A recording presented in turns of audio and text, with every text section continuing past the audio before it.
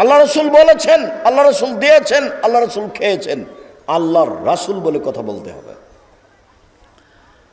আল্লাহ বলছেন মোহাম্মদ বলতে পারেন, উপরে কিনে হইচই হচ্ছে না, জি হ্যাঁ আমি বলতে পারি। ফিল কাফারাত, ওপরে হইচই হচ্ছে ফেরেশতাদের মাঝে, কি করলে পাপ মিটে যাবে, কি করলে পাপ মিটে যাবে, কি করলে পাপ মিটে যাবে, এই নিয়ে হইচই হচ্ছে, এই নিয়ে হইচই হচ্ছে। তো কি করলে পাপ মিটে যাবে বলেন তো দেখি। এবার আল্লাহ রসুল বলছেন ইসবাগুল ওযু, এক ভালো করে ওযু করলে, দুই আলমাসু আল আদামিল আল মাসাজিদ, পায়ে হেঁটে মসজিদে গেলে, তিন আলমাকসু বাদা সালাওয়াত, সালাতের পরে বসে বসে তাসবিহ তাহলিল করলে, সালাম ফিরার পরে লাফ দিয়ে উঠে গেছে, এটা হবে? সালাম ফিরার পরে লাফ দিয়ে উঠা যাবে না, দুটাই বাতিল।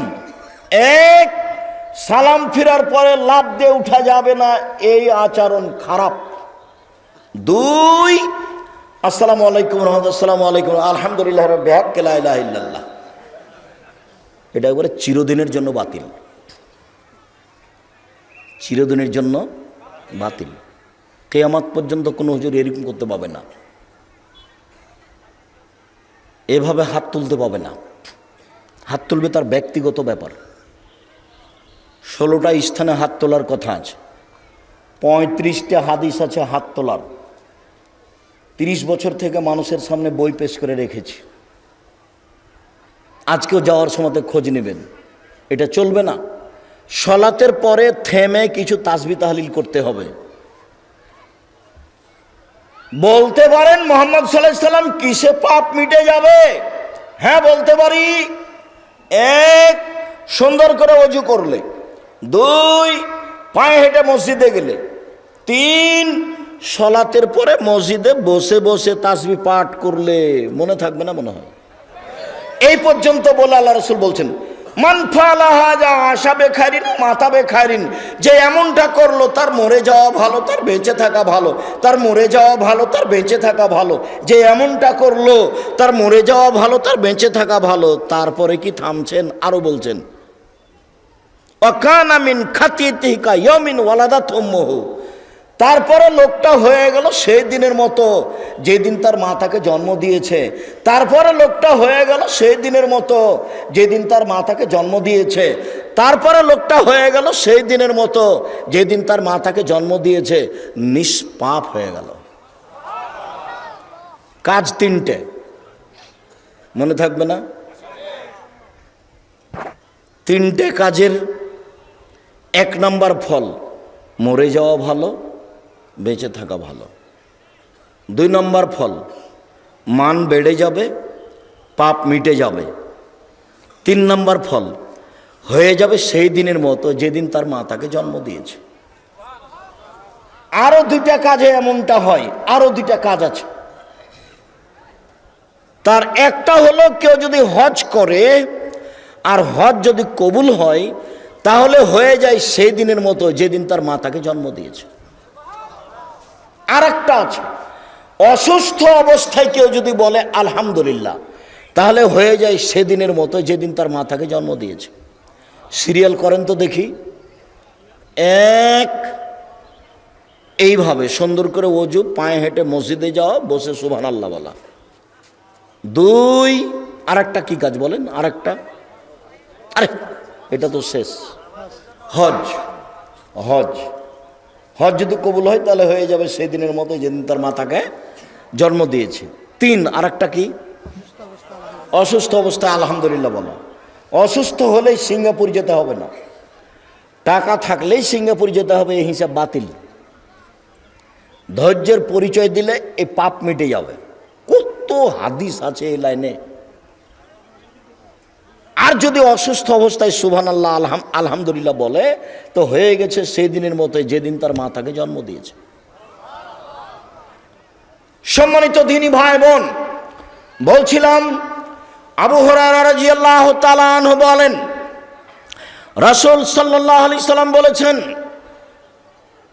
মান গাসসালা ওয়াজহাহু, কেউ যদি ওযু করতে বসে মুখমণ্ডল ধোয়, খারাজা মিন ওয়াজহিহি কুল্লু খাতিয়া, মুখের যা পাপ আছে সব ঝরে যাবে। দুই চক্ষু দিয়ে যা পাপ করেছে সব পাপ মিটে যাবে। দুই কানে যা পাপ করেছে সব পাপ মিটে যাবে।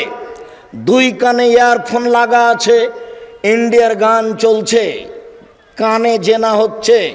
আল্লাহ নবী বলছেন দুই চোখের জেনা হচ্ছে চোখ দিয়ে দেখা, দুই কানের জেনা হচ্ছে কান দিয়ে শোনা, হাতের জেনা হচ্ছে হাত দিয়ে ধরা, পায়ের জেনা হচ্ছে এই পথে চলা, অন্তরের জেনা হচ্ছে পরিকল্পনা করা, জিহ্বার জেনা হচ্ছে মুখে কথা বলা।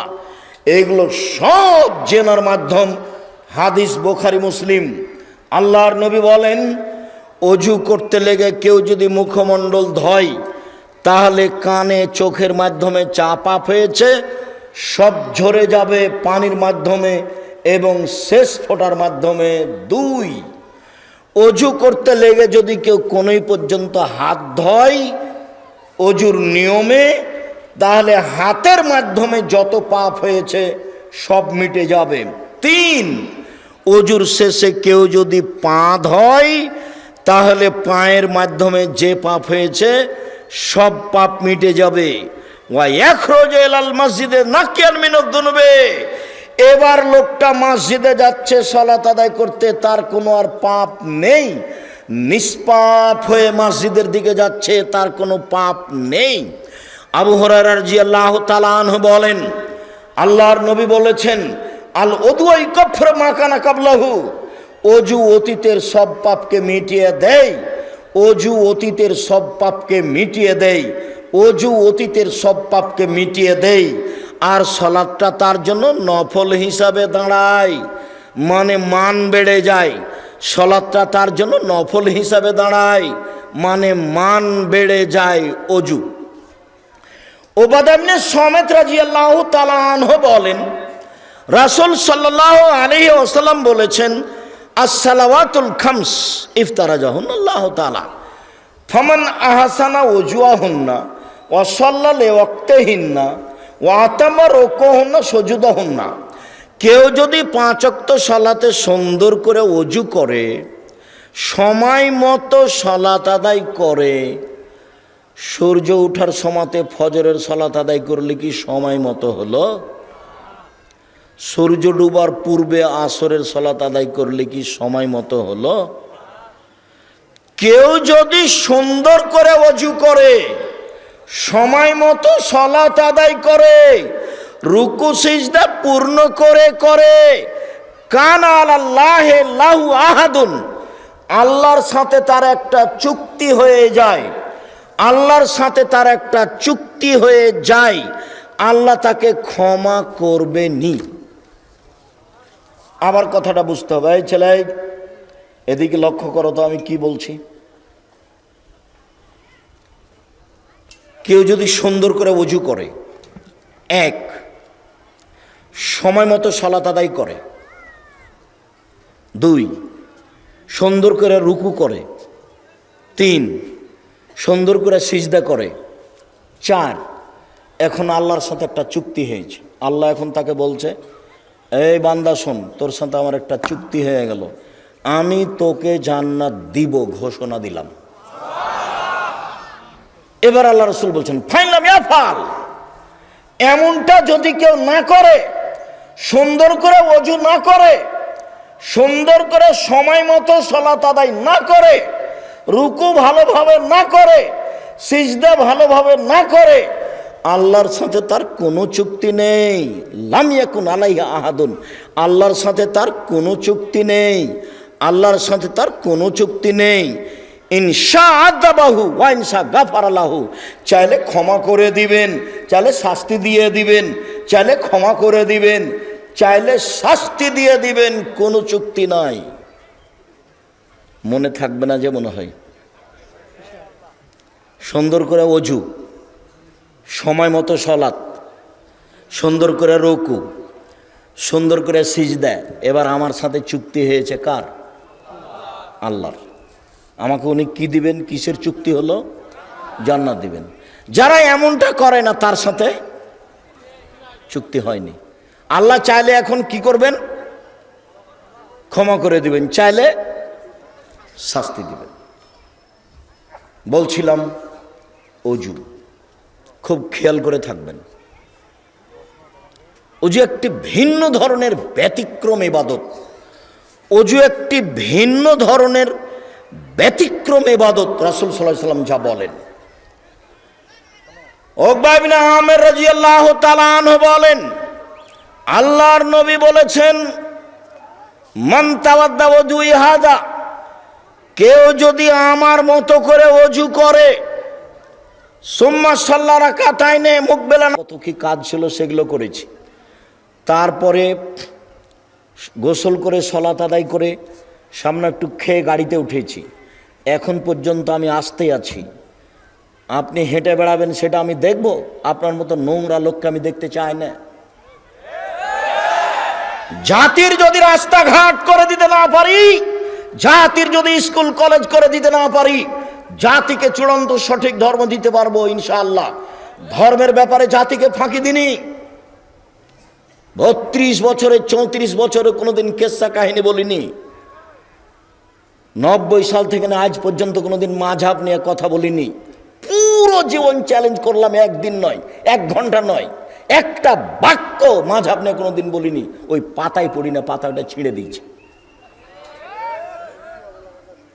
যারা পড়ছে তারাই পড়ুক, যারা মানুষের বদনাম করছে তারাই করুক, আল্লাহ তাদের হেদায়েত দান করুক। যারা মানুষের পিছনে লেগে আছে তারাই লেগে থাক, আল্লাহ তাদের হেদায়েত দান করুক। ফেসবুকে কারোর পিছনে কিছু বলা প্রয়োজন মনে করি না, কাউকে বলিও না যে একে কিছু বলেন, ও যদি আমাকে ধুয়ে ছেড়ে দেয় আমি মুখ খুলব না। ওর কত বড় হাইকোর্ট আর কত বড় জজ কোর্ট আমি বিচারের মাঠে দেখব ইনশাআল্লাহ। যেদিন তার হাইকোর্ট জজ কোর্ট কিছুই থাকবে না, ফেসবুক তার জজ কোর্ট, ইউটিউব তার হাইকোর্ট, এখানে সব কিছু করে নিল। ধর্ম তো সহজ নয়। সম্মানিত দিনী ভাই বোন, আপনি দোকানে বসে আড্ডা পিটবেন, আমি আব্দুর রাজ্জাক বিন ইউসুফের কথা বলবো, তখন আপনি ভালো মানুষ, এ ধারণা আপনি করিয়েন না। এ ধারণা আপনার ঠিক নয়। আমি আপনার জন্য এসেছি, এত পথ অতিক্রম করে আমি আপনার জন্য এসেছি। আপনি কেন ওখানে থাকবেন? কি দেখাতে চান আপনি আমাকে? আপনার কাছে কি বিদ্যা আছে? আপনার পরিবারটা আমার কাছে পরিচয় দেন তো। আপনার পরিবার কি করে? কিসের বলে আপনি এত কিছু ভাবেন? কি আপনার ভাবার এমন আছে? সম্মানিত দিনী ভাই বোন, আদি ইবনে উমায়রা বলছেন যে আল্লাহর নবী বললেন, মানিস্তা মালনাহু আলা আমালিন মিনকুম, পৃথিবীর মানুষ শোনো, আমি তোমাদের যাকে বেতন দিয়ে কাজ দিই, শিক্ষক হোক, প্রিন্সিপাল হোক, সভাপতি হোক, যে কোনো লোক যে কোনো জায়গাতে বেতন পায়, তাকে আমি কাজ দিয়েছি, ফাক্কাতামা মিখিয়াতান ফামাফাউকাহু, সে যদি কাজে একটা সুঁচ আত্মসাৎ করে। সুঁচ বুঝেন আপনারা?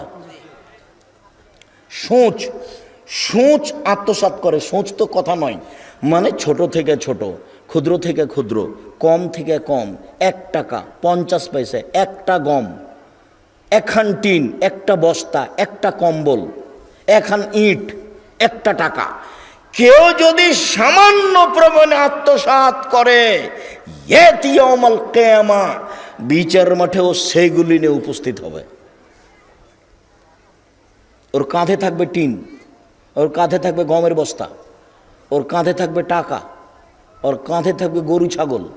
সৌদি আরবের মানুষ উট আত্মসাৎ করেছে, কাঁধে থাকবে। বাংলাদেশের মানুষ কাপড় আত্মসাৎ করেছে, কাঁধে থাকবে। টিন আত্মসাৎ করেছে, কাঁধে থাকবে। জমি জোর করে দখল করেছে, জমির নিচ থেকে খুঁড়ে তাকে খোঁড়েতে বাধ্য করা হবে, উঠে কাঁধে তুলে দেওয়া হবে। এগুলো নিয়েও ঘুরবে। যদি একদিন ঘুরে 50,000 বছর, যদি 3 দিন ঘুরে তাহলে 1.5 লক্ষ বছর। ও তো বুঝতে পারেনি কিয়ামত কাকে বলে। খায় আর পায়খানা করে আর দিন কাটায়, মনে করে আমি কিছু। কিয়ামত তো এমন কিছু নয়। কবর তো কারো হাতে নেই, কিয়ামত তো কারো হাতে নেই, জাহান্নাম জান্নাত তো কারো হাতে নেই। আল্লাহগুলো সব নিজের হাতে রেখে দিয়েছে।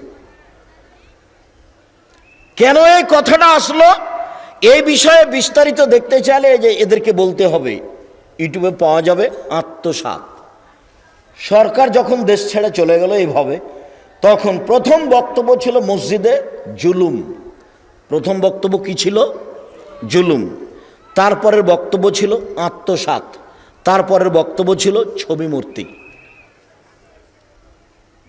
বাড়িতে গিয়ে আপনার ছেলে যে পটটা, পায়খানার পটটা আছে, ওটা ঘোড়ার আকারে আছে, ওটা ভেঙে দিতে হবে আজকেই। আয়েশা রাদিয়াল্লাহু তাআলা আনহা বলেন, আল্লাহর নবী বাড়িতে ঢুকে ভেঙে দেওয়া যাবে এমন কিছু রেখে দিতেন না, ভেঙে দিতেন। আয়েশা রাদিয়াল্লাহু তাআলা আনহা বলেন, আল্লাহর নবী বাড়িতে ঢুকে এমন কিছু রাখতেন না যেটা ছিঁড়ে ফেলা যাবে, কাপড় চোপড় সেগুলো ছিঁড়ে ফেলে দিতেন।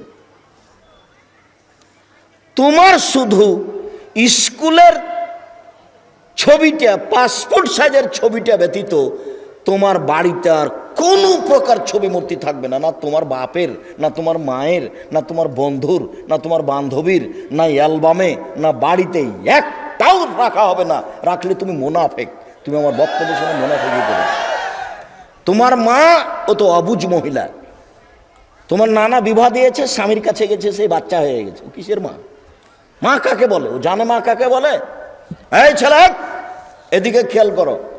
আগে তোমার মাকে দেখাই মা কাকে বলে, তারপর আবার ফিরে আসছে এখানে ইনশাআল্লাহ। মা হলে চারটে জিনিস লাগে। মা হলে কটা জিনিস লাগে? চারটে জিনিস লাগে। জাবের বলছেন যে রাসূলের সাথে যুদ্ধ করে আমরা বাড়িতে আসছি, তো মদিনায় ঢুকবো। তা আল্লাহ রাসূল বলেন, এই থামো থামো থামো, রাতে এখানে থাকবো, সকালে বাড়িতে যাব। তো আমি জাবের বললাম, আল্লাহর নবী, আমি নতুন বিবাহ করেছি, আমাকে বাড়ি যেতে দেন। তো আল্লাহ রাসূল বলছেন, হো তুমি নতুন বিবাহ করেছ? তুমি কুমারী মেয়ে বিবাহ করেছো না তালাক প্রাপ্তা মেয়ে বিবাহ করেছো? তো জাবের বললেন, আল্লাহ রাসূল, আমি তালাক প্রাপ্তা মেয়ে বিবাহ করেছি। তো রাসূল সাল্লাল্লাহু আলাইহি ওয়াসাল্লাম বলেন, আচ্ছা জাবের, তুমি কুমারী মেয়ে কেন বিবাহ করলে না? তুমি তার সাথে খেলতো, তোমার সাথে খেলতো, তুমি তার সাথে খেলতো, তোমার সাথে খেলতো। তখন জাবের রাদিয়াল্লাহু আনহু বলছেন, আল্লাহর নবী, আমার বাপ ওহিদের যুদ্ধে শহীদ হয়েছেন, আমার পিতা ওহুদের যুদ্ধে শহীদ হয়েছেন 9 জন মেয়ে রেখে। কয়জন? 9 জন মেয়ে রেখে। আকরাহ আন উযাব্বিজা মিসলাহুন না, আমার বোনদের সমবয়সের মেয়ে আমি বিবাহ করা পছন্দ করিনি 4টা কারণে। আমার বোনদের সমবয়সের মেয়েকে বিবাহ করা পছন্দ করিনি 4টা কারণে। আমার বোনদের সমবয়সের মেয়েকে বিবাহ করা পছন্দ করিনি 4টা কারণে। এক, লে তুয়াল্লেমাহুন না, তালাক প্রাপ্তা বুদ্ধিমতী বড় মেয়ে বিবাহ করেছি যাতে করে আমার বোনদেরকে বিদ্যা শিখাতে পারে। 2, তুয়াদ্দেবাহুন না, যাতে করে আমার স্ত্রী আমার বোনদেরকে শিষ্টাচার শিখাতে পারে। এই ছেলে, তোমার মায়ের কাছে এখানে একটু কথা বলি। তোমার মা প্লেট কিনেছে, তাতে আছে চিংড়ি মাছ, প্লেটের নিচে আছে সব চিংড়ি মাছ। বলো তো তোমার মা কি শিষ্টাচার জানে? তোমার মা একটা তরকারির বাটি কিনেছে, সে হলো ওটা হলো কাতল মাছ।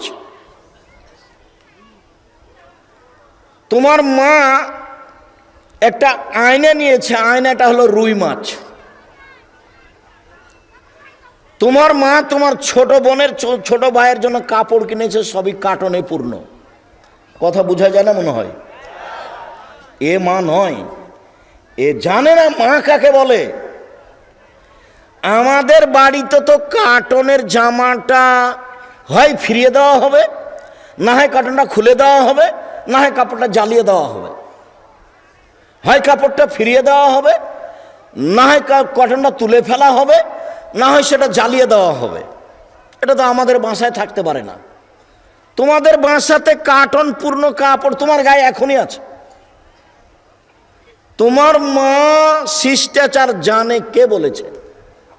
তোমার নানা তোমার মায়ের বিবাহ দিয়েছে, ও স্বামীর কাছে গেছে, তাই বাচ্চা হয়েছে, সেই জন্য মা। মা কাকে বলে তার জানা নাই। এক, বাচ্চাকে বিদ্যা শিখাতে হবে, তার নাম মা। দুই, বাচ্চাকে শিষ্টাচার শিখাতে হবে, তার নাম মা। তিন, বাচ্চাকে সাজগোজ করে পরিপাটি করে ঝকঝক করে রাখতে হবে, তার নাম মা। তুরাজ্জালাহুন্না, আমি বেশি বয়সের মেয়ে বিবাহ করেছি তালাক প্রাপ্তা, যাতে করে আমার বোনদের মাথার চুল সাজগোজ করে চিরুনি করে সুন্দর করে রাখতে পারে। তোমার মা মানে ছোট প্যান্টটা টাকনোর নিচে আছে, এটা পরাতে পারে না, প্যান্টটা কেটে ছোট করবে, তার নাম মা। তোমার ভাইয়ের কাপড়গুলো ময়লা হয়ে আছে, পরিষ্কার করে রাখবে, তার নাম মা। বলো তো, তোমার মা যখন তোমার ছোট ভাইটার গায়ে কাপড়টা দিবে তখন কোন হাতখান আগে ঢোকাবে? শিষ্টাচার, পরিপাটি করে রাখবে আমার বোনদেরকে। চার, তাকুমা আলাইহিন্না, আমার স্ত্রী যেন আমার বোনদেরকে পাহারা দিতে পারে, সেই জন্য তালাক প্রাপ্তা বেশি বয়সের মহিলা বিবাহ করেছি। হাদিস তো বুখারী মুসলিম। কি বিবেচনা করবেন? কি বিবেচনা আছে আপনার কাছে? চারটে জিনিস আছে যে মহিলার কাছে, সেই হলো মা। আর যদি এরকম না থাকে তো মা না হলো হস্তিনী মা। ও হলো হস্তিনী মা। ও সংসার ধুয়ে ছেড়ে দিবে, হয় মানুষকে বিলিয়ে দিবে, না হলে বন্ধু বান্ধবকে দিয়ে দিবে, আর না হলে ভাই ভাতিজারাকে দিয়ে দিবে। সংসার কন্ট্রোল করতে পারবে না, ও হলো হস্তিনী মা। আপনাকে তখন হুঁশিয়ার সতর্ক হতে হবে, নইলে সংসার এমনি নষ্ট হয়ে যাবে। শুনুন, রাসূল সাল্লাল্লাহু আলাইহি ওয়াসাল্লাম বলেন, আত-তাহুর মিফতাহুস সালাহ, ওযু হলো সালাতের চাবি। নামাজ জান্নাতের চাবি, এ হাদিস জাল। ওযু হলো সালাতের চাবি। এই ঘরটাতে তালা মারা আছে, ঢোকো তো দেখি। কি করতে হবে? ঢুকলে তালা খুলতে হবে। তো এখন সালাত যদি কবুল হয় তাহলে কি করতে হবে? ওযু করতে হবে, তাহলে সালাতের মধ্যে ঢোকা যাবে। ওযু হলো সালাতের চাবি। আল্লাহু আকবার বললে সবকিছু হারাম হয়ে যায়, সালাম দিলে সবকিছু হালাল হয়ে যায়। আল্লাহু আকবার বললে সবকিছু হারাম হয়ে যায়, সালাম দিলে সবকিছু হালাল হয়ে যায়। দ্রুত আগাচ্ছি, শেষের দিকে মধ্যে অনেক হাদিস ছেড়ে দিয়ে চলে আসছে। এদিকে দেখেন, উমামা বাহেলি রাদিয়াল্লাহু তাআলা আনহু বলেন, একদা আল্লাহর নবী কবরস্থানে আসলেন। কবরস্থানে এসে বলছেন, আসসালামু আলাইকুম দারাল মুমিনিনা ওয়া ইন্না ইনশাআল্লাহু বিকুম লাহিকুনা। ও কবরবাসী মোমেনদের কবর, তোমাদের উপরে শান্তি নিরাপত্তা নাজিল হোক, অচিরে আমি তোমাদের সাথে মিলে যাব, অচিরে আমি তোমাদের সাথে সাক্ষাৎ করব। অদত্ত আন্নি আনা আরা ইখওয়ানানা, আমার মনটা চাই আমি আমার ভাইদের দেখি, আমার মনটা চাই আমি আমার ভাইদের দেখি। এই কথা বলার সাথে সাথে সাহাবীগণ বলছেন, আওয়ালাস না ইখওয়ানানা, কি ব্যাপার? আপনি আপনার ভাইকে দেখতে চান, যারা কবরে আছে তারা, আমরা কি ভাই নই নাকি আপনার? একটু কথার উলট পালট সাহাবীদের বিবেকে আসলে সাহাবীগণ কথা বলতেন। আল্লাহ নবী, ব্যাপারটা কি? আমরা কি আপনার ভাই নই নাকি? ওরাকে আপনি ভাই বলছেন কেন? তখন আল্লাহ রাসূল বলছেন, শোনো, আনতুম আসহাবি, তোমরা আমার সঙ্গী, তোমরা আমার সাথী, তোমরা আমার সঙ্গী।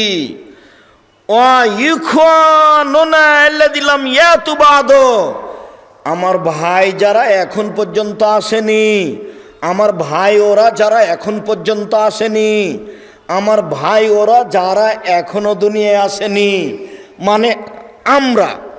তখন একজন সাহাবী বলছেন, কাইফা তারিফ, আপনি আমাদের কিভাবে চিনবেন? কিভাবে চিনবেন যারা আসেনি তারা আপনার ভাই, এটা কিভাবে চিনবেন?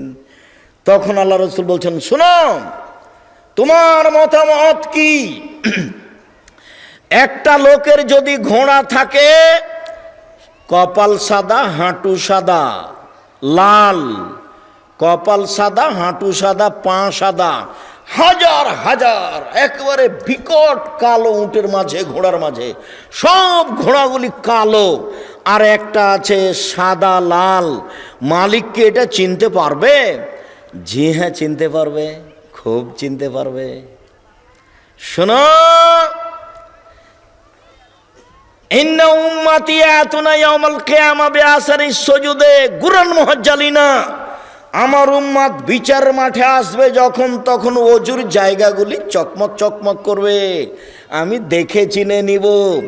আমার উম্মত যখন বিচারের মাঠে আসবে তখন তাদের ওজুর জায়গাগুলি চকমক চকমক করবে, আমি দেখে চিনে নিব। অলাইসা আহাদুন, পৃথিবীতে আর কারো এমন হবে না, মানে অতীতে যত নবী গেছেন কারো উম্মত এরকম হবে না।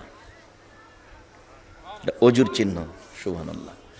বারা ইবনে আযিব রাদিয়াল্লাহু তাআলা আনহু বলেন, রাসূল সাল্লাল্লাহু আলাইহি সাল্লাম একদা বললেন, শোনো, আনা আউয়ালু মা ইউজানা লিসসুজুদে, আমি প্রথম ব্যক্তি যাকে বিচারের মাঠে সিজদা করতে বলা হবে। আনা আউয়ালু মাই ইউমারা ইয়ারফারাসাহু, আমি প্রথম ব্যক্তি যাকে সিজদা থেকে মাথা উঠাতে বলা হবে। আমি যখন সিজদায় পড়ে যাব বিচারের মাঠে, আমি প্রথম ব্যক্তি, তখন আল্লাহ আমাকে বলবেন মাথা উঠান, যাহাই বলিবেন তাহাই শুনিব, যাহাই বলিবেন তাহাই শুনিব, যা চাইবেন তাই দিব, যে কথা বলবেন সেটা গ্রহণ করব, মাথা উঠান। মাথা উঠিয়ে আমি দেখব, আমার উম্মতকে চিনে নিব, সামনে যেমন চিনব, ডানে তেমন চিনব, বামে তেমন চিনব, পিছনে তেমন চিনব। সাহাবী বললেন, কাইফা তারিফ, কিভাবে চিনবেন?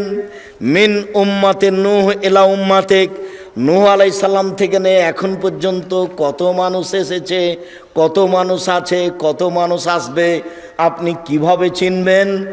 তখন তিনি বললেন, ইন্না উম্মতি ইয়াতুনা ইয়াউমাল কিয়ামা গুরান মুহাজ্জালিনা মিন আসারিল উজুয়ে, বিচারের মাঠে আমার উম্মত আসবে অজুর জায়গাগুলি চকমকে অবস্থায়। এক, দুই, ওয়া ইউতা উম্মতি আমালাহুম বিল আইমান, আমার উম্মতকে ডান হাতে খাতা দেওয়া হবে, দেখে চিনে নিব, এমনটা কারো হবে না।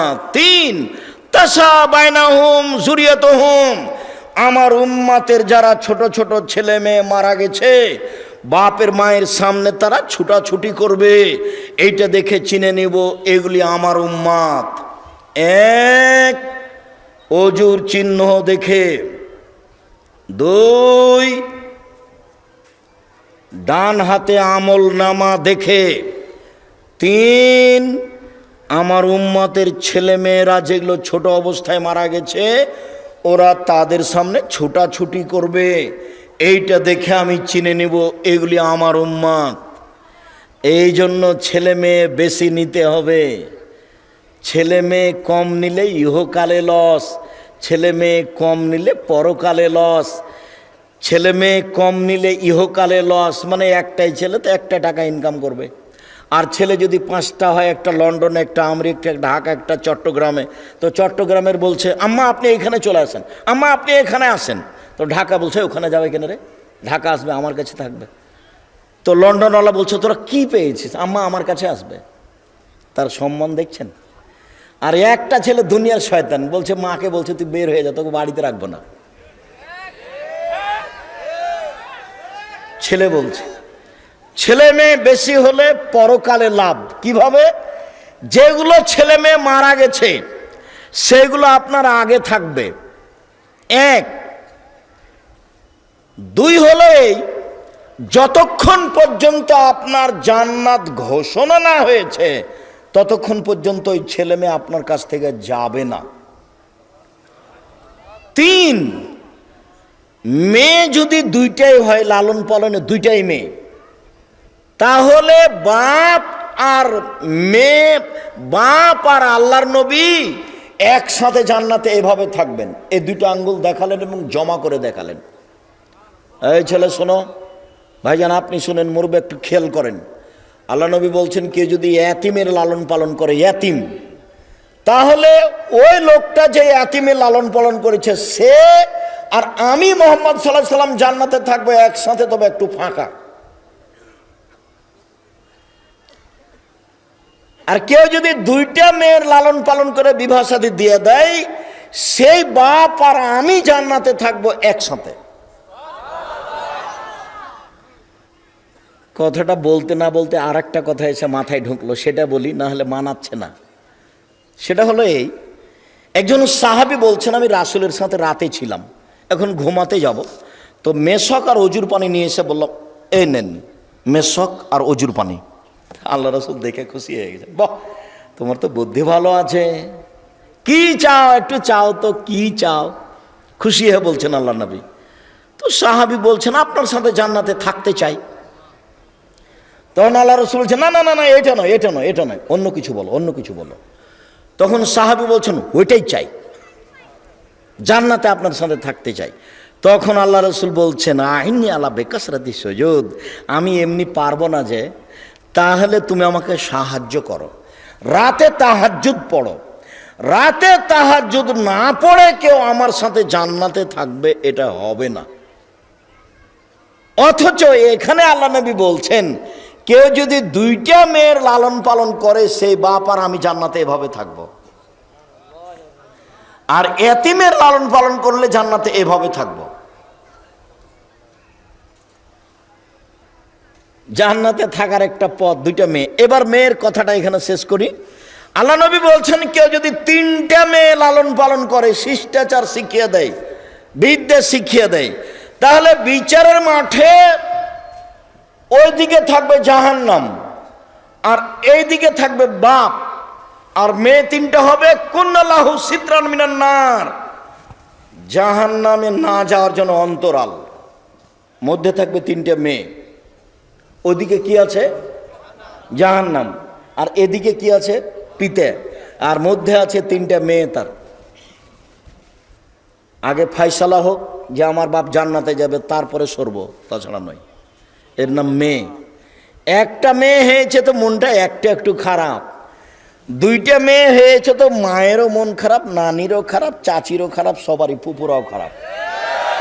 দাদি বলছে কি করবি কি করবি, একটা ডিপিএস খোল, একটা কি করবি, কেমন করে বিবাহ দিবি, ডিপিএস খোল একটা, দাদি বলছে। আর তিনটে যদি হয় তখন বলছে বউ তালাক দিতে হবে। তো তোমারই তো স্বভাব খারাপ, তুমি তো আল্লাহকে কিছু বলো না, তোমার তো হিসাব নাই, তোমার বউ এতে কি দায়ী হলো? হ্যাঁ, এ কি মগের মূল্য? এগুলো কি কারো ব্যক্তিগত ব্যাপার? তুমি তোমার বউয়ের উপরে মন খারাপ করো কেন? তিনটা মেয়ে যদি কেউ লালন পালন করে, মনে রেখো ভুলে যায়ও না ভাইজান, আপনি ভুলবেন না। এ দেখেন তিনটা মেয়ে লালন পালন হলে এরকম হবে, ওইদিকে আছে জাহান্নাম, এদিকে আছে তার পিতা, মধ্যে আছে তিনটা মেয়ে। 10টা ছেলেকে মাস্টার ডিগ্রি পাস করিয়ে সর্বোচ্চ বিদ্যান করে দিলে আপনার 1 পয়সা লাভের কথা আল্লাহ নবী বলেননি। তো পড়াবেন কেন? জন্ম দিয়েছেন এই জন্য।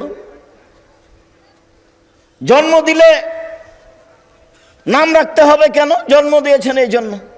7 দিনের দিন আকিকা দিবেন কেন? জন্ম দিয়েছেন এই জন্য। খাতনা দিবেন কেন?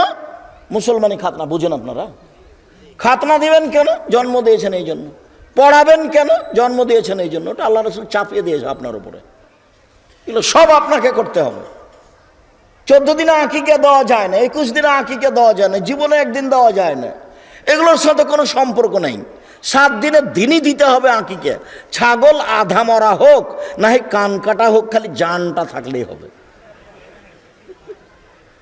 আর যখন কুরবানি তখন তরু তাজা, শিং আছে কি না, দাঁত আছে কি না, মোটা তাজা কি না, দেখতে সুন্দর কি না, ওটাই ছিল নেকির ব্যাপার। এটা হলো যে বাপের জিম্মেদারি, ওটা ছিল নেকির ব্যাপার। টাকা থাকলে করবে, আর এটা টাকা না থাকলে যদি ভিক্ষা করে খায় তবুও করতে হবে। আকিকা বাপকে ভিক্ষা করে খেলো দিতে হবে, বুঝেননি কথা? এটা বাপের জিম্মেদারি, সারাদিন ভিক্ষা করবে।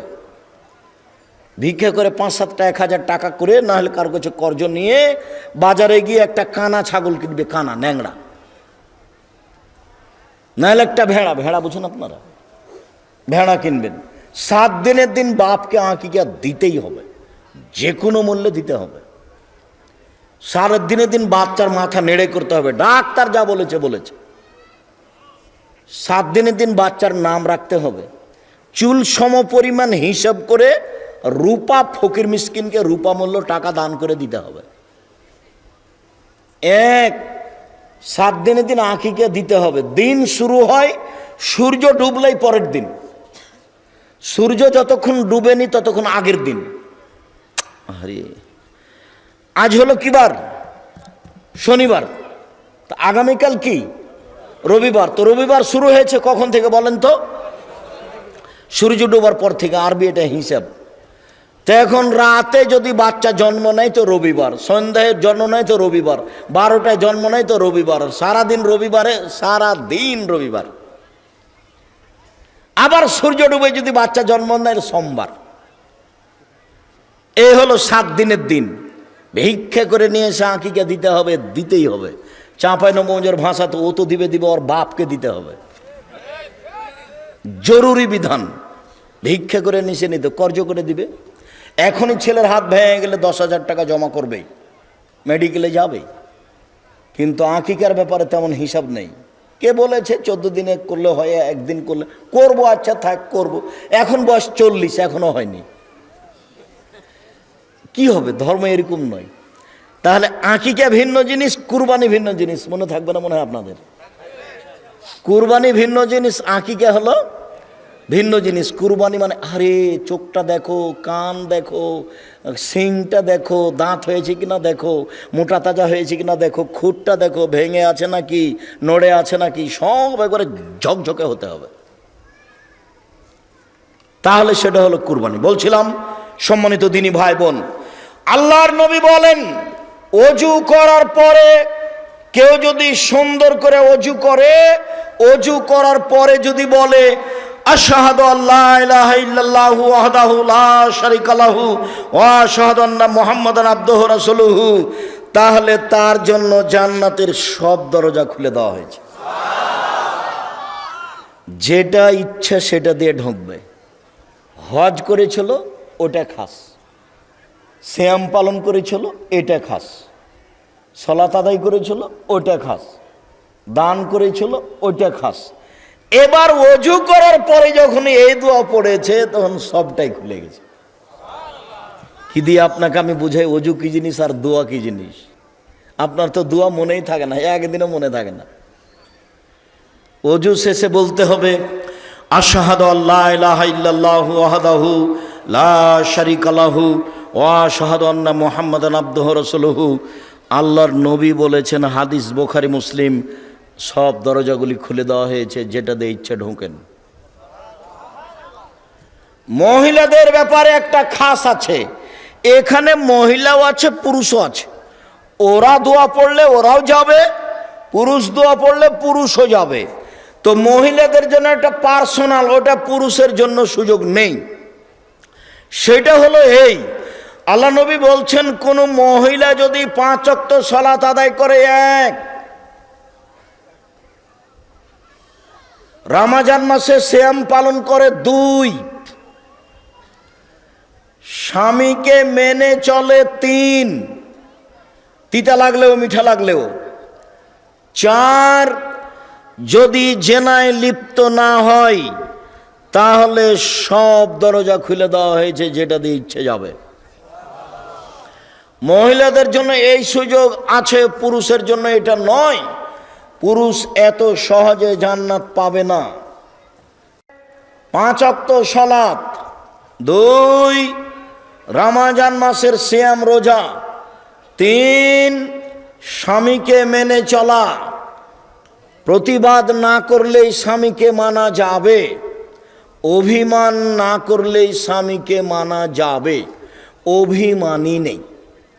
কাপড় মোটা হোক চিকন হোক, কাপড়টা একটু হাত দিয়ে দেখবো না কত সুন্দর, দেখো তো কাপড়টা, আরে তুমি যেটা নিয়ে এসছো সেটা আলহামদুলিল্লাহ, কি দেখবো, তোমার ভালো আমার ভালো, সেটা চিকন হোক আর মোটা হোক তাতে আসে যায় না।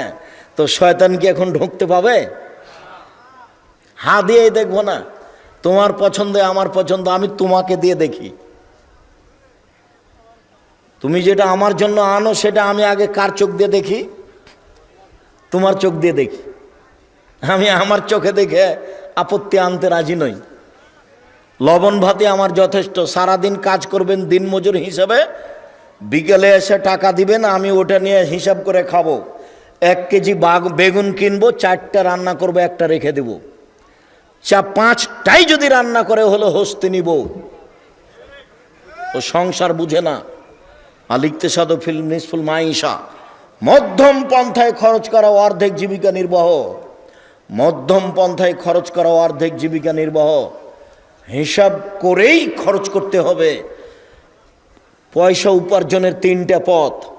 1, দিন মজুরি, রাজশাহী চাঁপাই নবাবগঞ্জের লোক করে। 2, চাকরি, এটাও দিনমজুর। দিনমজুর যারা তারা বিকালে টাকা পায়, আর চাকরি করে যারা তারা মাস গেলে টাকা পায়। দিনমজুর দুজনই। এটা হলো 1, টাকা ইনকামের। 2, জমি চাষ। 3, ব্যবসা। তখন আল্লাহ নবী বলছেন, সত্যবাদী ব্যবসায়ীরা জান্নাতে নবীদের সাথে থাকবেন। আগে কিছু বললেন না, আবার বলছেন ব্যবসাতে অনেক সময় সত্য মিথ্যে চলে আসে, দান করে ওটা পূর্ণ করে দাও। তামাকের ব্যবসা চলবে না। বাইরে থেকে জিনিস আনতে যদি চট্টগ্রামে ঘুষ দেওয়া লাগে, তখন আমি মাজলুম, যে নিচ্ছে ও জালেম, তখন আমি দিব। মূল বস্তু জায়েজ আছে, এই জন্য আমার ব্যবসা জায়েজ। যেখানে যেখানে টাকা লাগছে তখন আমি মাজলুম, যে নিচ্ছে হলো জালেম। আর ব্যবসা দিয়ে নিজের উপকার করতে পারবেন, বাপ মায়ের করতে পারবেন, জাতির উপকার করতে পারবেন। দিনমজুর, সন্ধ্যায় টাকা শেষ হবে। মাসিক বেতন 25 দিনে শেষ হবে। 5 দিন ধার কর্জে চলবে, জীবনে এভাবে পার হয়ে যাবে। ব্যবসা শুরু করবেন চকলেট দিয়ে, তাহলে ঋণ নেওয়া লাগবে না। ধীরে ধীরে 25-30 বছর পরে দেখবেন যে বড় ব্যবসায়ী হয়ে গেছেন। আল্লাহ তুমি আমাদের সৎ পথে চলার থাকার তৌফিক দান করো। তোমার নবী মোহাম্মদ সাল্লাল্লাহু আলাইহি ওয়াসাল্লাম হুজুর যে কথা বলেছে সেই নেকি আমাদের অর্জন করার সুযোগ করে দাও। সম্মানিত দিনী ভাই বোন, এখানে আজান হবে, সলাত হবে। যাওয়ার পূর্বে আমিও আবদুল্লাহর বক্তব্য শুনতে ভালোবাসি, আবদুল্লাহর বক্তব্য শুনি, তার বই পুস্তক লেখা দেখি। সবার প্রিয় আপনার ছেলে, আল্লাহ ওইরকমই করুক। আর আছে মিন্নাতুল বারি, বুখারীর ব্যতিক্রম ব্যাখ্যা। সবাই মিন্নাতুল বারি নিয়ে যাবেন।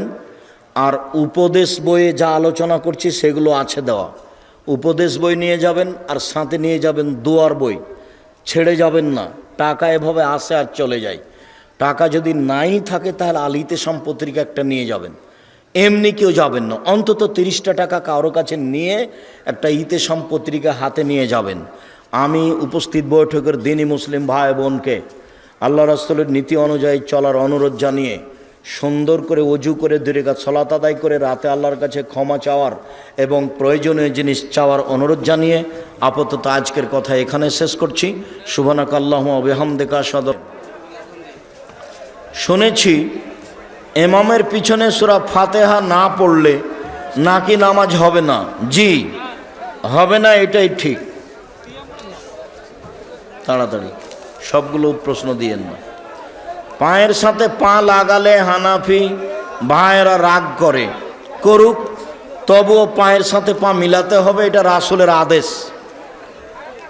সালাতে রুকু না পেলে কি সেইটি রাকাত বলে গণ্য হবে? রুকু পেলে রাকাত বলে গণ্য হবে। রুকু পেলে, রুকু যদি না পাওয়া যায় তাহলে ওটা রাকাত নয়। রুকু না পেলে রাকাত নয়। আমি দেখেছি কেউ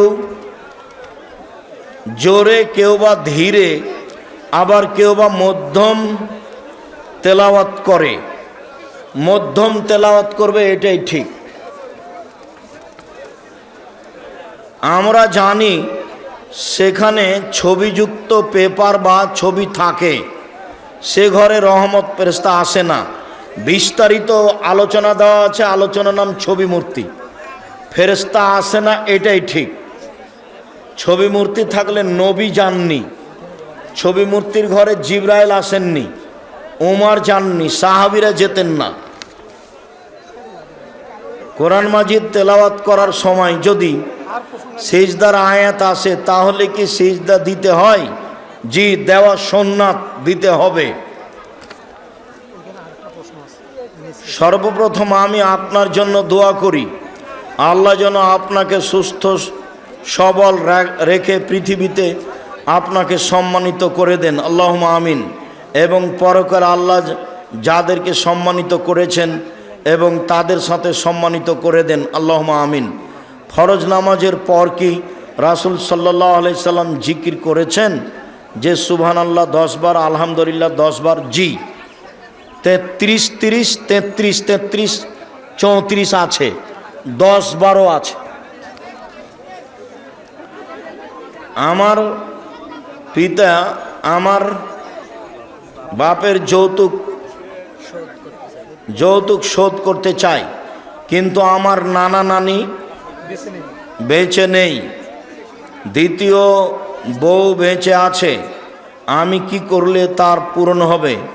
তুমি করো, হক পূরণ হবে। তুমি যারা আছে ওদের ছেলে মেয়ে তাদের কাছে ফেরত দিয়ে দাও যৌতুক। তোমার নানা নানির ছেলে মেয়ে তোমার মামাদের কাছে দিয়ে দাও। আমার বাবা 5 ওয়াক্ত নামাজ পড়ে, আবার গুল খায়, আমি নিষেধ করাই গোপনে খাই। বলতে থাকো, দোয়া করতে থাকো, ভদ্র ভাষায় বলিও। মসজিদ নির্মাণ কাজের জন্য তামাক বিক্রয় করা টাকা দান হিসাবে দেওয়া যাবে? যাবে না, দিলে নেকি হবে না। আসসালামু আলাইকুম শায়েখ, মহিলা মানুষ নিজ বাড়িতে মহিলা পুরুষ উভয়ের হোমিও চিকিৎসা করতে পারবে? না, পুরুষের চিকিৎসা করা থেকে বিরত থাকবে। বাড়িতে হোমিও চিকিৎসা মহিলাদের করুক, পুরুষের চিকিৎসা করা থেকে মহিলা বিরত থাকবে। আসসালামু আলাইকুম মোহতারাম, শরীয়তে নাজায়েজ হারাম এবং বিদআতের মধ্যে পার্থক্য কি? নাজায়েজ হারাম জেনা, চুরি, ডাকাতি, সুদ, ঘুষ। আর বেদাত তো নেকির কাজ মানুষের ধারণাই। বিদাত হলো ওই যে আল্লাহুম্মা সাল্লি আলা সাইয়্যিদিনা মাওলানা নাবিয়ানা। বিদাত হলো এই যে মিলাদ, ঈদে মিলাদুন নবী। বিদাত হলো এই যে লাশকে সামনে রেখে বক্তব্য দেওয়া। এই যে বিদাত হলো তোমার লাশ কবরে রাখার সময় কে কি বলছে, মাটি হাতে হাতে নিয়ে মাটি দাড়িতে ছয়ে নিয়ে দিচ্ছে, বিদাত। তারপরে মাঠ কবর দেওয়ার পরে সবাই মিলে হাত তুলে দোয়া করছে, বিদাত। তারপরে তোমার 40 খাওয়াচ্ছে, বিদাত এবং শিরক। তারপরে 4 দিনে খাওয়াচ্ছে, বিদাত এবং শিরক। তারপরে তার নামে খাওয়ার দি, সব এগুলো বিদাত। শিরক আর বেদাত হলো মানুষের ধারণায় নেকির কাজ।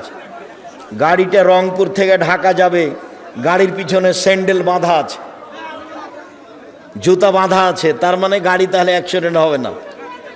এগুলো হলো শিরক। ছেলেমেয়েরা ফেসবুকে চ্যাট করলে কি পাপ হবে? অবশ্যই। এই পাতাই ছেড়ে দিতে হবে, এর ভালো মন্দ নেই, একটাও নেই।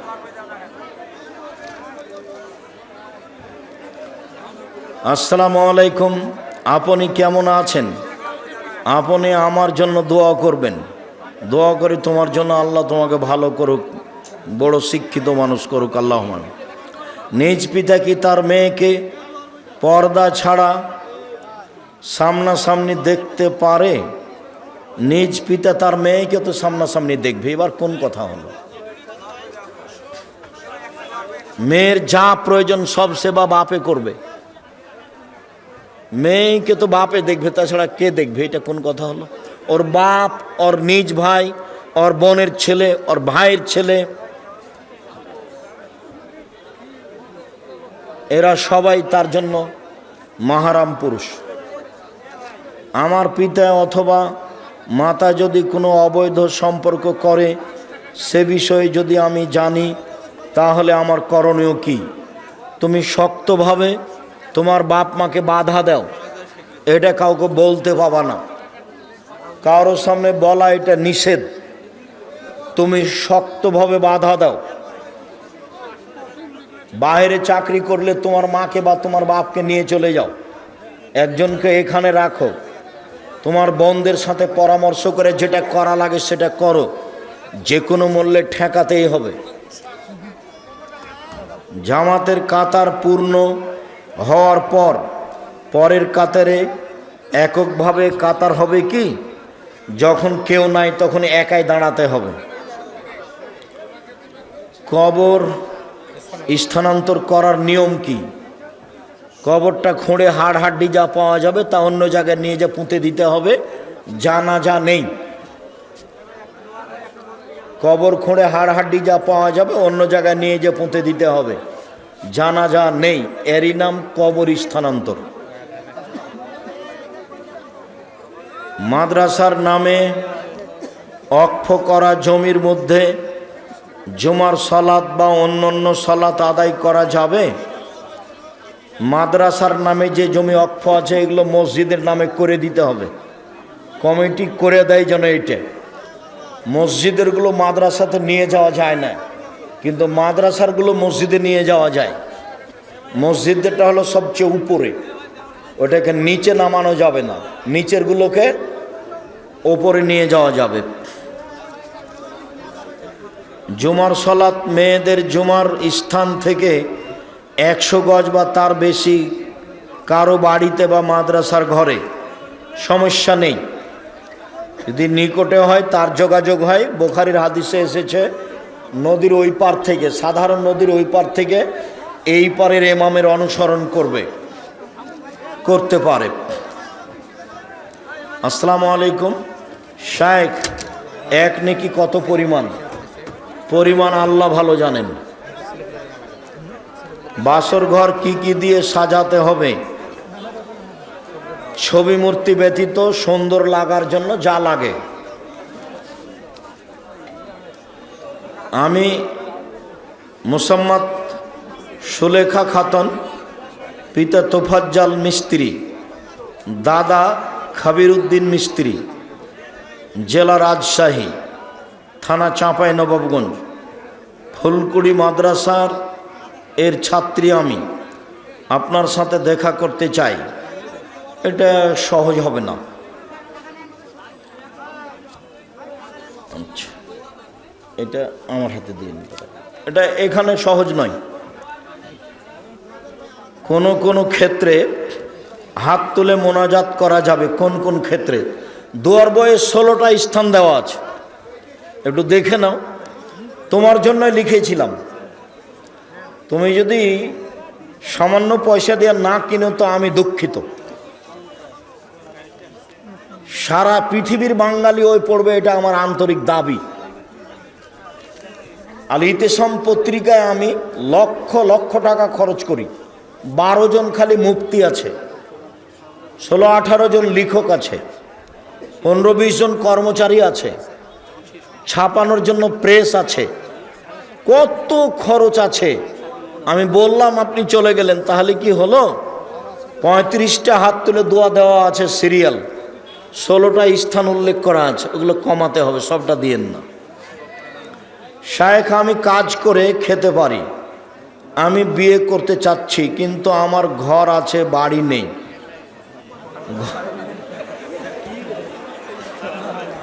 ওই ঘরটাই ঘেরে রাখো, অতি হবে। বিবাহ করলে আল্লাহ বরকত দিবে, আল্লাহ বলছেন, নবী বলছেন। বিবাহ করলে আল্লাহ বরকত দিবেন, আল্লাহ বলছেন, নবীও বলছেন। অনেক নাম রাখা যাবে না। আশিক না, ভালো নয়। আমার বন্ধুরা ফুটবল খেলতে চায়, টাকা দিয়ে ফুটবল খেলা যাবে না, শরীর চর্চার জন্য যাবে। হ্যাঁ, না, ওর ভ্যানে যাবেন, সমস্যা নেই। ও যাক, নিয়ে যাবেন, সমস্যা নেই। আবু সাইদ কি যারা আকিকা করে নাই তারা এখন কি করবে? আল্লাহর কাছে ক্ষমা চাইবে, ওর বাপ আল্লাহর কাছে ক্ষমা চাইবে। তামাক তামাক চাষ করা কি হালাল? জি না।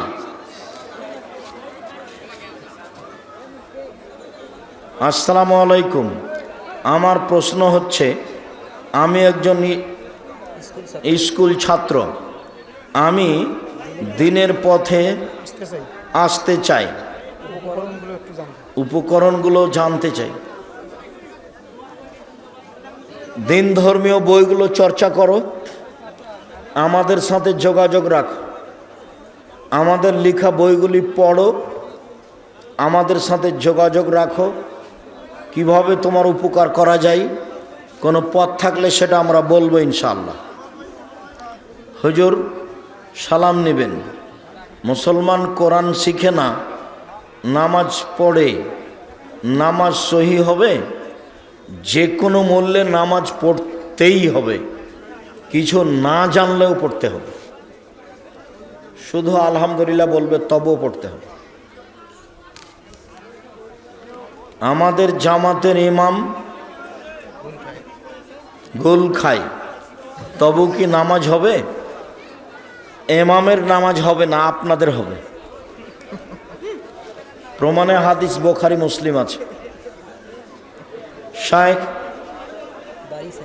দাড়ি সাইজ করা যাবে কি? ছোট করা যাবে না, চেঁচে ফেলা যাবে না, কাটা যাবে না। ওয়াজ মাহফিলে কি রাজনৈতিক কথাবার্তা বলা যাবে কি? না বলাই ভালো, কোরআন হাদিসের কথা বলতে হবে। ওই নির্বাচন পদ্ধতি হলো ইলেকশন, আর বুখারী মুসলিমের হাদিস যেটা, সেটা হলো সিলেকশন। 5 জন হুঁশিয়ার লোক মিলে নেতা নির্বাচন করবে, তার নাম হলো সিলেকশন। আর ইলেকশনে যদি নেতা নির্বাচন হয় তাহলে মুচিও নেতা হতে পাবে। স্বামী এবং স্ত্রী একসাথে তাহাজ্জুদ নামাজ আদায় করা যাবে কি? যাবে। স্বামী আগে দাঁড়াবে, স্ত্রী পিছে দাঁড়াবে, পাশাপাশি দাঁড়াতে পাবে না। শেষ করতে হবে। রমজান মাস ইমাম এরা বলে যে রোজা থাকলে পূর্বের সকল গুনাহ মাফ হয়। যদি লোকটা পৃথিবীর সকল গুনাহ করে তাহলেও কি তার পূর্বের সকল গুনাহ মাফ হবে? তখন হাদিসে এসেছে বড় পাপ ব্যতীত। বড় পাপ জেনা, চুরি, সুদ, ঘুষ, ওর জন্য বলতে হবে আস্তাগফিরুল্লাহ ওয়া আতুবু ইলাইহি নিয়মিত, তাহলে আল্লাহ মাফ করে দিবেন। আল্লাহ যখন বললেন মূসাকে, মূসা ফেরাউনের কাছে যাও, সীমা লঙ্ঘন করেছে, তখন মূসা বললেন, আমি ভালো কথা বলতে পারি না, আমার একটা অপরাধের অভিযোগ আছে ফেরাউনের কাছে, আমি এক থাপ্পড়ে একটা লোককে মেরেছিলাম, ও আমাকে হত্যা করবে। সমস্যা 1, আমাকে হত্যা করবে। সমস্যা 2, ভালো করে কথা বলতে পারি না। সমস্যা 3, আমার ভয় হয়। তখন আল্লাহ বললেন, তুমি যাও, আমি তোমার সাথে আছি। এই যে বললেন আমি তোমার সাথে আছি, যেদিন মূসা আলাইহিস সালাম সাগরে আটকা পড়বেন সেদিন আবার মূসা বলবেন আল্লাহ আমার সাথে আছে। তো এখন আল্লাহ বললেন আমি তোমার সাথে আছি। তো মূসা এসে ফেরাউনকে বললেন যে তুমি সীমা লঙ্ঘন করেছো, তুমি বনী ইসরাইলকে ছেড়ে দাও। তখন ফেরাউন বলছে, অবাক, তোমাকে কি শিশুকালে আমি লালন পালন করিনি? তুমি কি বহু বছর আমার মাঝে থাকোনি? তুমি তোমার কর্ম করেছো যা করেছো, তুমি এক থাপ্পড়ে মানুষ মেরেছ, তুমি বড় অকৃতজ্ঞ। আবার শোনেন, ফেরাউন বলছে, তোমাকে কি শিশুকালে আমি লালন পালন করিনি? কে বলছে কাকে? ফেরাউন বলছে মূসাকে, তুমি কি বহু বছর আমার মাঝে থাকোনি? তুমি তোমার কর্ম করেছো যা করেছো, এক থাপ্পড়ে মানুষ মেরেছ, তুমি বড় অকৃতজ্ঞ। ফেরাউন বলল। তখন মূসা আলাইহিস সালাম বলছেন, আমি যা করেছি তা করেছি, আমি তখন ভুল পথে ছিলাম। আমি তোমার হত্যার ভয়ে দেশ ছেড়েছি। আমার প্রতিপালক আমার প্রতি দয়া করেছেন, আমাকে জ্ঞানে গুণে পূর্ণ করেছেন, আমাকে নবী করেছেন। তুমি আমার প্রতি অনুগ্রহ করেছ, অনুগ্রহ করে তুমি খোঁটা দিয়েছ, খোঁটা দিয়ে তুমি বনী ইসরায়েলকে দাস দাসীতে পরিণত করেছ। তুমি বড় উদ্ধত স্বৈরাচার, সীমা লঙ্ঘন করেছ। কে বললো এগুলো? মূসা আলাইহিস সালাম। এবার মূসা আলাইহিস সালাম দেশ ছেড়ে পালাচ্ছেন। এবার আবার সাগর সামনে, তো সঙ্গী সাথী বলছেন আমরা আটকা পড়ে গেছি, ফেরাউন ধরে নিবে। তখন মূসা বলছেন আল্লাহ আমার সাথে আছে। একটু আগে আল্লাহ বললেন মূসাকে যে আমি তোমার সাথে আছি। এখন মূসা বলছেন কি? আল্লাহ আমার সাথে আছে, ফেরাউন আমাকে ধরতে পারবে না। সব পাপ ক্ষমা হয়ে যায়, তোবা করলে বড় পাপ ক্ষমা হয়, তোবা করা ছাড়া হয় না। আস্তাগফিরুল্লাহ ওয়া আতুবু ইলাইহি বলতে হবে। মানুষ তাবিজ গলায় দিয়ে নামাজ পড়লে কি তার নামাজ হবে? জি না, ও মুশরিক। কেউ তাবিজ গলায়, কোমরে মাদুলি, ছেলের গলায়, হাতে অষ্টাধাতুর আংটি কেউ রাখতে পাবে না, সব খুলে ফেলতে হবে। বালা, ওই যে হাতে বালা আছে, সাদা কালো যা আছে সব এখনই খুলে দিতে হবে, এখনই। যদি রাখো, রেখে যদি মরে যাও তো মুশরিকে মারা যাবা। কোরআন মাজিদ তেলাওয়াত করার সময় যদি সেজদার আয়াত আগে, তাহলে সিজদে দিবে। আমার পিতামাতা কিস্তিতে টাকা তোলে, হারাম, বন্ধ করো আজকেই। আগামীকাল সন্ধ্যা হতে হতে তোমার বাপের কিস্তি বন্ধ করতে হবে যে কোনো মূল্যে। আল্লাহ যদি আমার জন্য আগে থেকেই লিখে রাখে, তাহলে আমার এই পৃথিবীতে আসার কারণ কি? তোমাকে জিজ্ঞাসা করা লাগবে না। তুমি ভালো করার চেষ্টা করো, তোমার তাকদিরে যেটা আছে সেটা তোমার কর্ম দিয়ে বের হবে। তুমি বেঁচে থাকার চেষ্টা করে হবে না। বনের জমি ভাইয়েরা জোরপূর্বক দখল করে খাওয়া কোন ধরনের ইবাদত? এটা হলো হক নষ্ট, কাবিরা গুনাহ। এসব ভাই জান্নাতে যাবে না। বাপ লিখে থাকলে বাপ পশু প্রাণীর চেয়ে খারাপ। জমি জায়গা যেটা লেখা হয়েছে সেটা সকাল হতে হতে জমি ফেরত দিতে হবে। কেউ যদি অন্য কারো জমিতে জোর করে বাড়ি করতে থাকে, তো যেই পরিমাণ জমি জোর করে নিবে সেই পরিমাণ 7টা জমি বিচারের মাঠে তার কাঁধে তুলে দেওয়া হবে। সে ঘুরতে থাকবে যতদিন বিচার না হচ্ছে। সুদ খেয়ে মসজিদের খেদমত করা যাবে কি? সুদ খেয়ে তো হারাম খাচ্ছে, তার দান কবুল হবে না। খেদমত করতে পারে। এই ছেলে, আজান দাও। শুকরিয়া, জাযাকুমুল্লাহ খায়র। সুবহানাক আল্লাহুম্মা ওয়া বিহামদিক, আশহাদু আল্লা ইলাহা ইল্লা আনতা, আস্তাগফিরুকা ওয়া আতুবু ইলাইক।